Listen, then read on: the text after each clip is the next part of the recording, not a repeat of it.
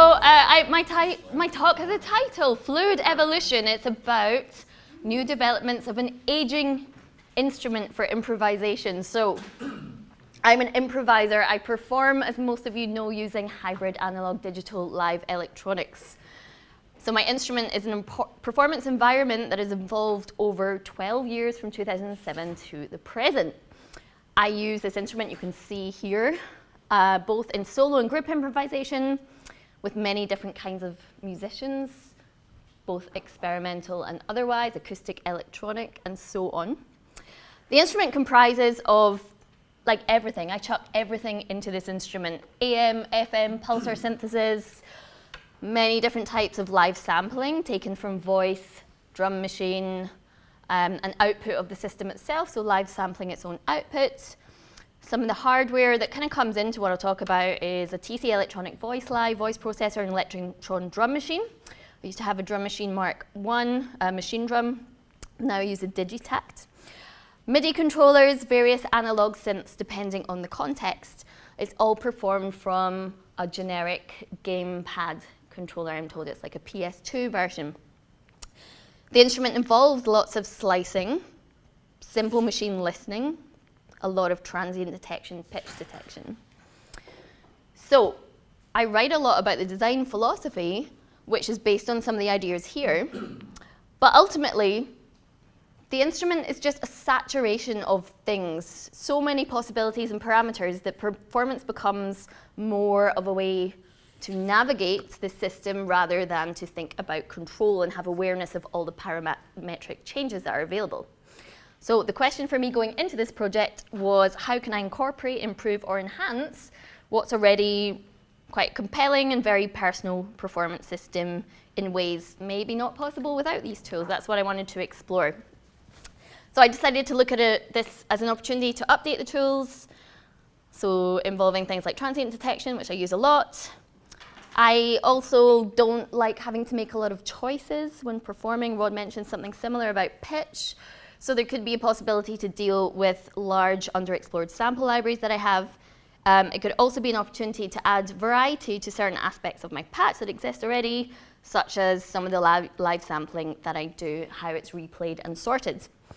And I was really concerned with just building things that I would incorporate long term. So if I'm going to invest time in these tools, I want to incorporate it into my instrument in a meaningful way, in a way that I will hopefully keep using in the future. And the process involved lots of just playing around, discarding lots of things, trying out all the objects, working through lots of ideas that did not get put into the final piece, but perhaps can be used in the future. Okay, so I'll divide it up, the developments, into the way things are divided in the toolkit. So a lot of work was done on slices. I do a lot of slicing in my patch. So one of the things I've been using for years is Jean-Francois Charles' slice playback from his spectral toolkit, which is a really nice transient detector. I use it for processed voice, drum machine, and live sampling. It slices sound in the spectral domain using jitter and records the amplitude into the first plane of a jitter matrix and then plays it back in the time domain. It's got a variety of options for granulation, speed of playback, threshold adjustment on the fly. You can repeat single slices and so on. Some of the drawbacks from using this is that it's really tied to the sample rate that you're working with. So at the time when I started using this, I think in 2009, I was working a lot in 48K and I had to hard code many, many layers of code to 48K. There actually wasn't a way to update this like kind of on the fly. And the parameter change is restricted to just one parameter that's called threshold, so there's not great detail of what that entails.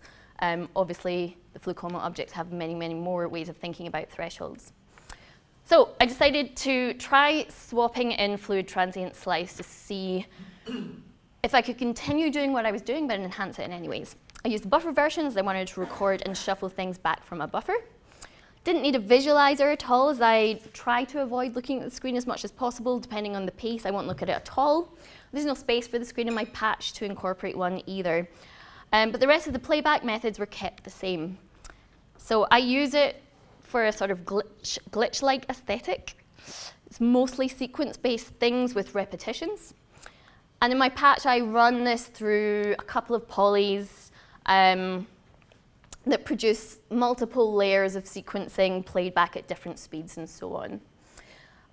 Of course, from these slices, I often also trigger other samples. So punchy transients can work well when I'm triggering, say, percussion samples from this.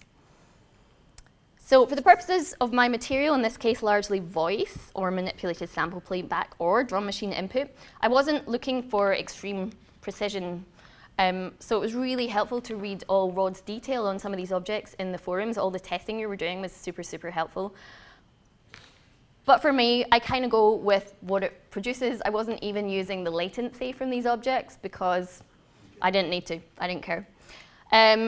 My machine's quite old. I'd work with a block size of 256, but a lot of the preset default parameters were fine, like thresh forward of 2, those kind of things. Oh, yeah, okay, we changed my slides. All right, I'm going to play a couple of examples. So there's actually not a huge amount of difference, but I'll play first drum machine going through this with the old version of the spectral tools.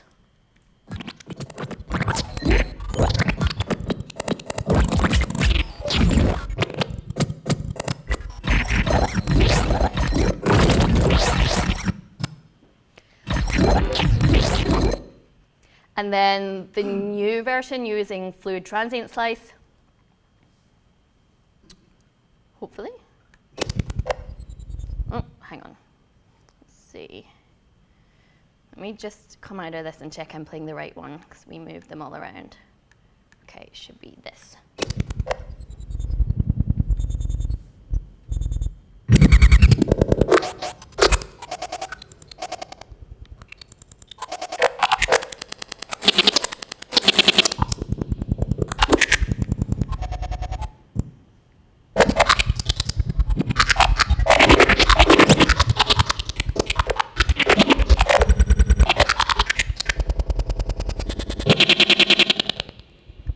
Okay, and then Bode saw samples. This is the old version, the spectral tools.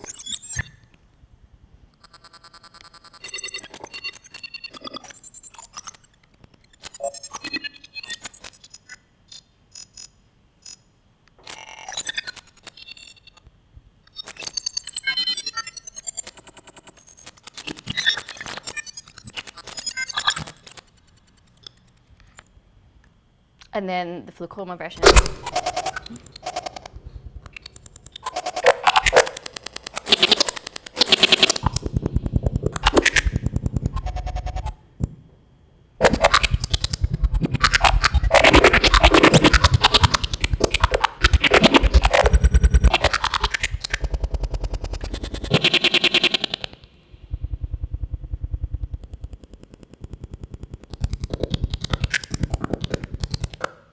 Okay, so obviously it does what it says on the tin, and this is a really qualitative evaluation that I'm given, but I'm always more interested in how these tools feel to me as a performer.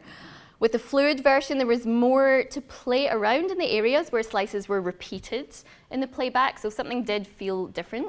Some of the drawbacks that I encountered were being able to change the threshold on the fly.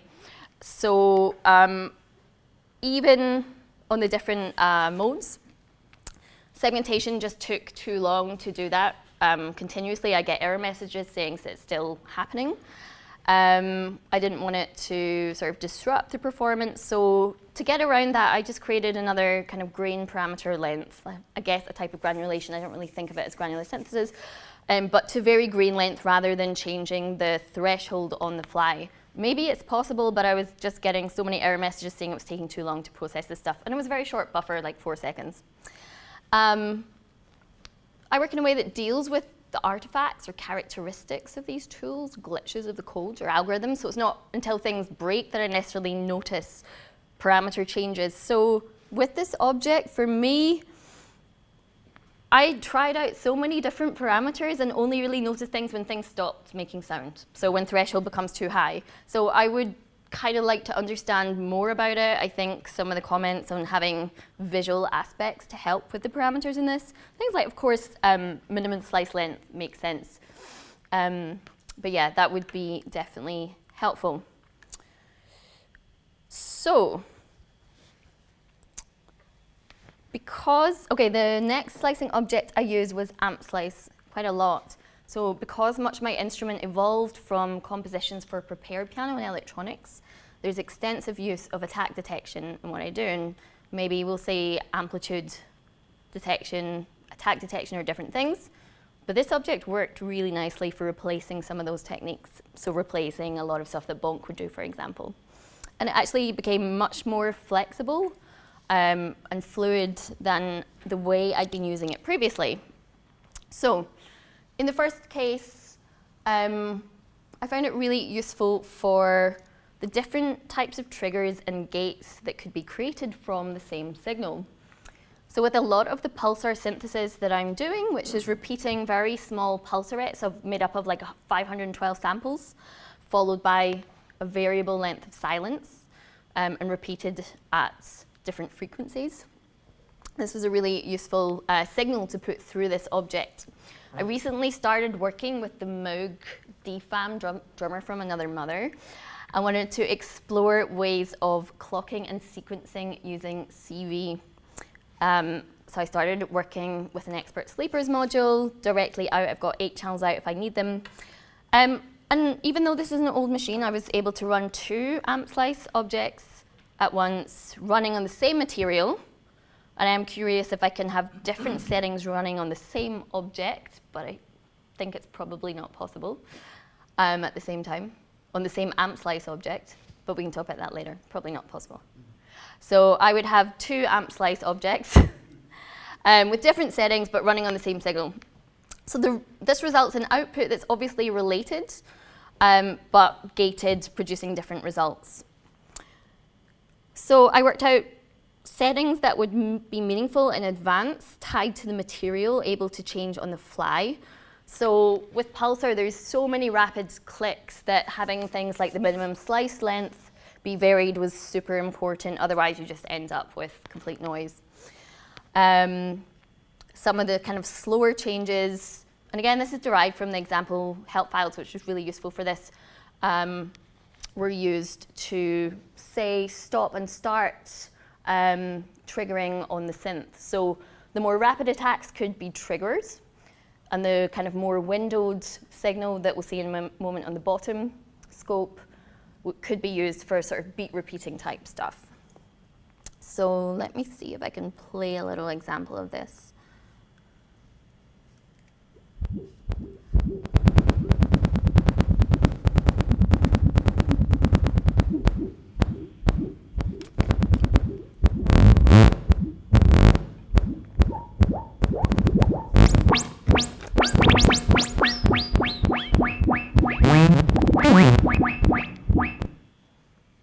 Okay, and one more. So the top one's obviously the triggers, the bottom one is windowing when the sequencer on the synth advances to the next step.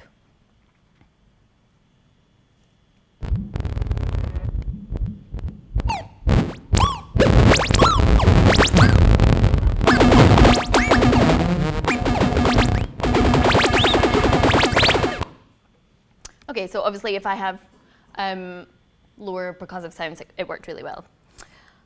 Okay, other use cases for this technique. So amp slicer then became a sort of master clock for the whole performance patch. So much of it was using bonk before.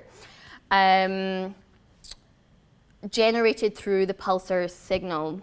So the master clock at times could be used for the playback of the transient slice stuff that I talked about previously. It was also used at times for triggering and sequencing the external drum machine, and also used at times for playing back segments from a Novelty Slicer, which I'll talk about next. So it became, I think, the most sort of practical but super useful object. Oh, we've done that. Is that the gate and trick and window? Is that coming in, or is that you saying that out?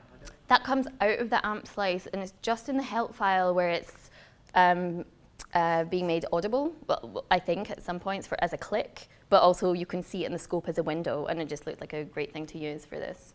So yeah, it's just the output of the amp slice. Okay, so the existing patch already has numerous ways of live sampling and slicing up vocals. I use like 4 or 5 different techniques. One of the ones I use a lot is very, very simple, just recording into a buffer and playing back short chunks, often the same chunk repeated, transposing it, varying the speed, shuffling in random order, and so on. Just very commonly used techniques. So I want to explore what buffer Novelty Slice could offer for this. Of course, with the voice, there's a potential to move between radically different materials, so maybe it could lead to interesting results. I used some nice code, I think, from PA in the forum that would allow me to choose in advance a suggested number of slices and then reprocess if that wasn't matched, and then order these by pitch. So in the piece you will hear tomorrow, it will crossfade between the old technique to the new technique. So I wanted to have this sort of static repetition of a tone of a segment that would then evolve into more shuffled kind of material. I think I have a little excerpt of that.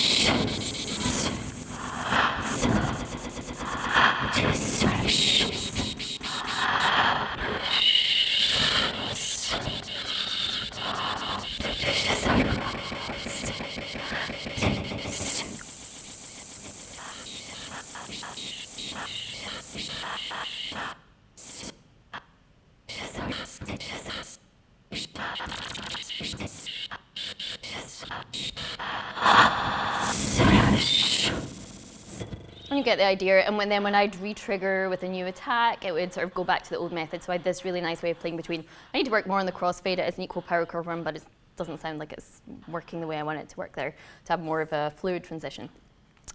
Okay, from the layers, I really only used, I used HPSS just as an effect to vary the amount of percussive filters for things that were being sliced in novelty playback, as we just heard. So often when I had voice processing with a lot of like harmonies and things, became sort of oversaturated in this technique.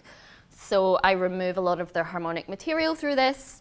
Here's an example where I have some auto-tuned processed voice and then pass it through the HPSS.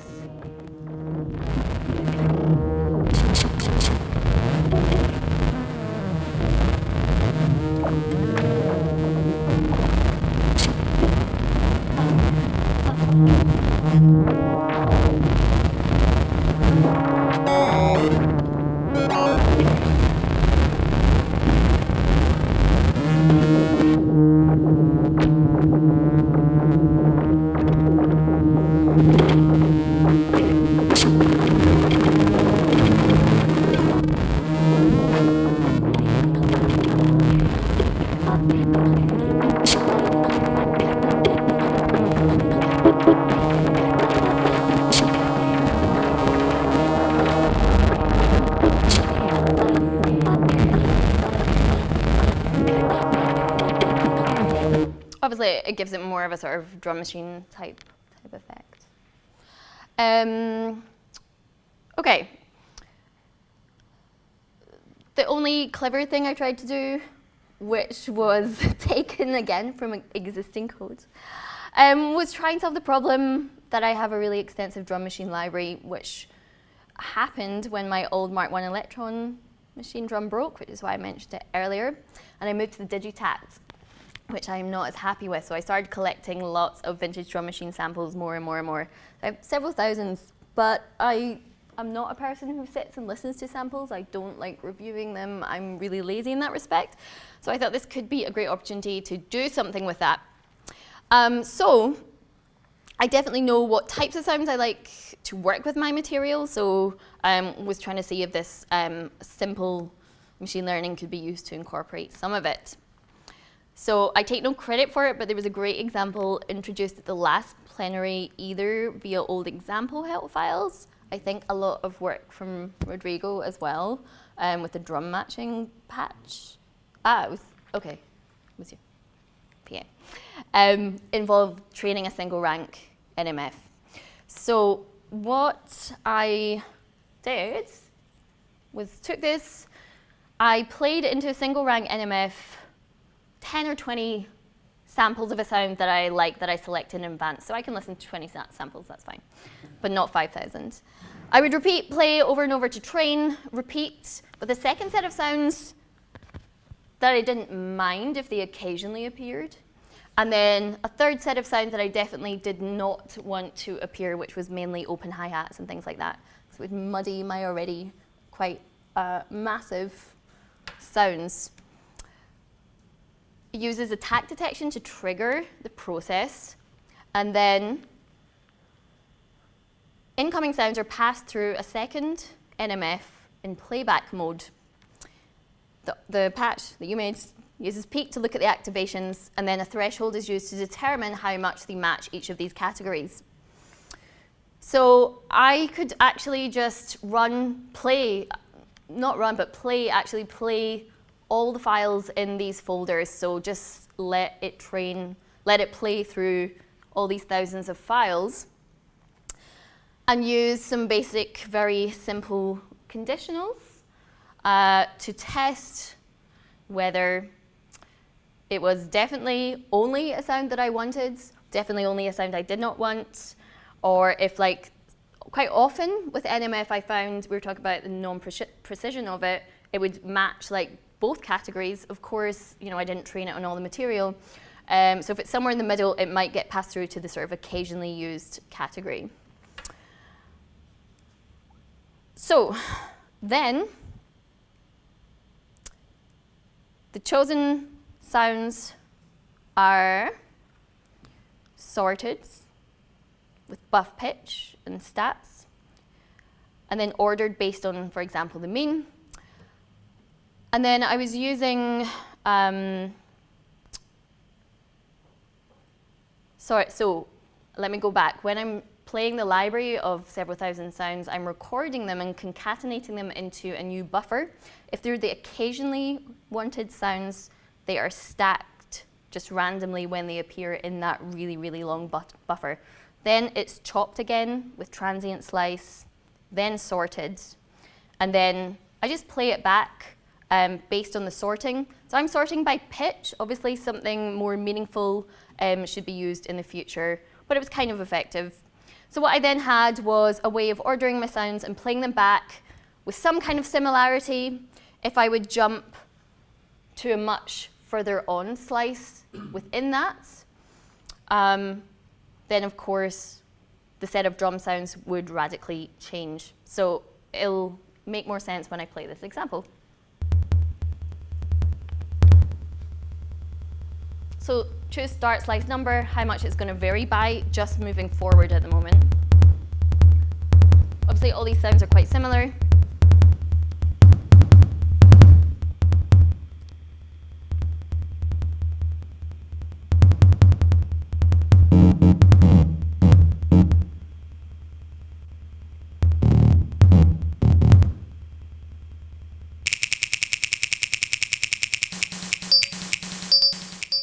Okay, and then we jump somewhere else and it's completely different. So it kind of works. Kind of wonky, but it kind of works. I like those kind of things. Okay, so my summary is that I think the piece is a good exploration of most of the objects in different categories, or my exploration was they didn't all make it in. I did find useful ways to integrate them into my own performance instruments. Fluid pitch was also used to determine the F0 of the pulsars from vocal input using confidence as a sort of filter. I was kind of concerned how that would work in performance, so I did test it out in London a few days ago. It worked absolutely fine. It was great, even with loudspeakers behind me. Because there's a lot of, working with these objects, how is it going to work in a performance scenario? I didn't want to leave things like that till tomorrow. It changed some of the aesthetic characteristics and the way I wanted things to move forward. So building on some of the ideas I've had for a while, I would like to get further with the training in NMF. But it's the first time I've put any kind of more complex machine learning beyond like basic second order cybernetic stuff into my work. So that was kind of exciting. In the future, I could work certainly with more channels of CV with different settings, look on more meaningful descriptor-based reordering of sliced buffers. I really like the example of the MFCC distance, which I want to use for a kind of intelligent steering of the improvisation system, which wasn't something I was able to tackle at the moment, but plenty of things I'm going to try in the future. That's it. Thank you.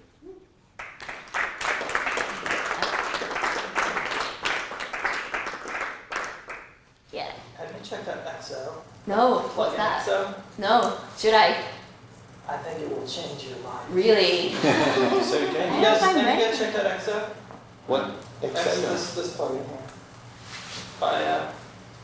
If you're using like thousands of samples, Yeah. it uses machine learning and it analyzes every single sample on your hard drive. Wow. And then it will cluster all the similar samples and frequency amplitude together in groups. So you can take your mouse and you just scroll through them, and then it'll group them, and then you can drag and drop them into kits and automatically kits. Like, because I just went inside, I ran a similar situation. Yeah, where I was yeah, yeah. looking for a tool. There's a few of them. There's audio. What is it? Urcam has one too. What is the one that we just tried? Audio Stella, which you can use in different modes. There's cat art. I've used cat art in the 15 past, years. but I But didn't get this one is like, Is it called XO? XO. it's XO. XLN. If you look it up under the Like the company letter is called X and the letter O. xlnaudio.com. But could Oh. like this be this technique here though could be built on, right? I mean, It's some, I mean, but It's a- what yeah. you were talking about, Yeah. this is exactly Okay. what you're looking for. Okay, so I'm Like, recreating it's- the wheel, It's yeah. unreal how good the engine is, machine learning engine, as far as like, if you want to match like 20 or 30, like the closest snares or hi-hats or kick drums, and for me, I'm just like, I wish I would have had this a long time ago. Thank You would you. probably dig it if you have lots of sample libraries, Thank you. particularly drum machine-based stuff. Yeah. Some things presented tomorrow might interest you too. I'm sure. If you- Yeah. Because all the commercial stuff, usually what we've tried, we haven't tried this one, but It's it's usually very focal towards one thing. Yeah. And what's good when Yeah. you develop your own ways of training and analyzing is that Yeah. you can bend it toward the way you want, which Yeah. is... That's what So that's what bass jumps in I'm hi-hat curious about. is a problem that is very common, but when it's not bass jumps in hi-hat, Yeah. as we will hear tomorrow, farty synths are much harder to sort. I look forward to it. So I guess the question then, this seems to be the job for reinforcement learning. And I'm wondering if there's any affordance for that kind of machine learning approach in the current or future toolkit. Yes, there's an affordance for it in the future. We Yes. haven't done it yet. For what? Reinforcement learning. Basically, you can iterate your model, train a model, have it give you some outputs, and then you can thumbs up and thumbs down them, and then retrain the model. Yeah. Okay. So I you think know, the Tinder approach. Yeah. She's just Yes. Swipe Tinder left drum. for hi-hat, swipe right. I like Tinder yourself. I had a couple of questions. On your last slide, you showed about the last one about what you've done. You showed that you'd used the spectral shape stuff, but I wasn't quite sure where did I miss that? Just in one of the. Did I use it? No, I think it was pitch actually. Yeah, it was pitch. Because here, I think you might get better results bordering on centroids. I actually had that set up and I just haven't used it, and I could actually tweak it tonight and use it. Yeah. My other last question was, did I get it right that when you do this, you concatenate everything, and then you reanalyze Yeah, I it? know, and I'm sure there's like a. I just wondered if Oh, but okay. My reason for doing that is that when I actually slice it, I don't just arrive with the original samples that I started at. You- It makes chops and like slightly. Okay, more so that's intricate- so you won that. Exactly. Yeah. Okay. That's That explains me creating this massively long buffer. Yeah. It's worth it. It's really worth it.